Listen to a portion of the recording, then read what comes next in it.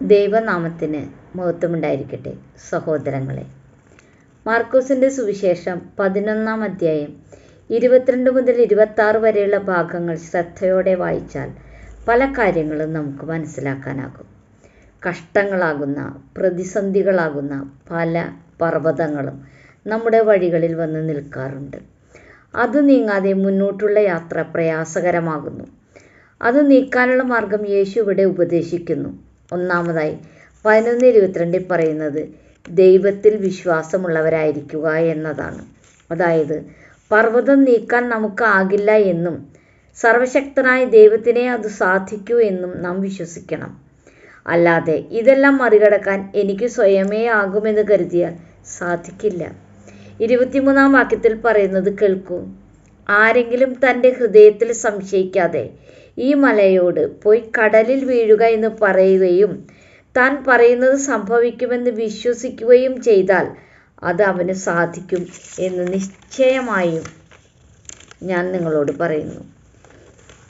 ഈ വാക്യത്തിൽ പറയുന്ന കാര്യം ശ്രദ്ധിക്കുക. ഹൃദയത്തിൽ സംശയിക്കാതെ. എങ്ങനെയുള്ള ഹൃദയമാണ് സംശയിക്കാതിരിക്കുക? ദൈവത്തോട് പറ്റിച്ചേർന്നിരിക്കുന്ന ഹൃദയം. ദൈവത്തോട് പറ്റിച്ചേരണമെങ്കിലോ ഹൃദയം ശുദ്ധമായിരിക്കണം. കാരണം ദൈവം പരിശുദ്ധനാണ്. പിന്നീട് ഉണ്ടാകേണ്ട കാര്യമാണ് താൻ പറയുന്നത് സംഭവിക്കുമെന്ന ഉറച്ച വിശ്വാസം.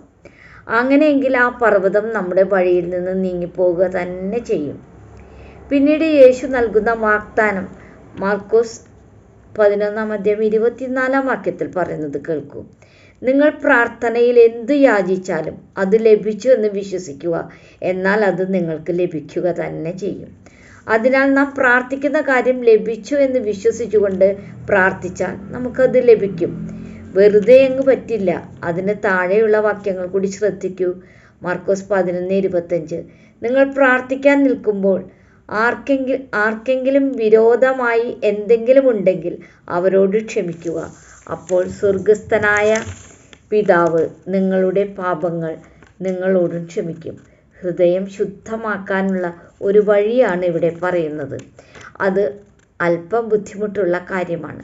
മാർക്കോസ് 11:22 മുതൽ 25 വരെയുള്ള ഭാഗങ്ങൾ കൂട്ടി വായിക്കാതെ പ്രവർത്തിക്കാതെ മലയോട് കടലിൽ ചാടുക എന്നൊന്നും പറഞ്ഞാൽ നടക്കുകയില്ല.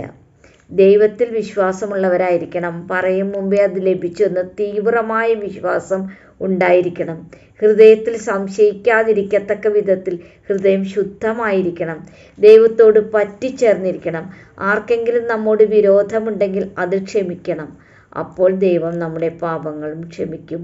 അങ്ങനെയുള്ള ഹൃദയത്തിലാണ് സംശയമുണ്ടാകാതെ ദൈവത്തിൽ വിശ്വാസമുള്ളവരായിരുന്ന് നമ്മുടെ വഴിയുടെ മുന്നിൽ നിൽക്കുന്ന മലയോട് പോയി കടലിൽ പതിക്കുക എന്ന് പറയേണ്ടത്.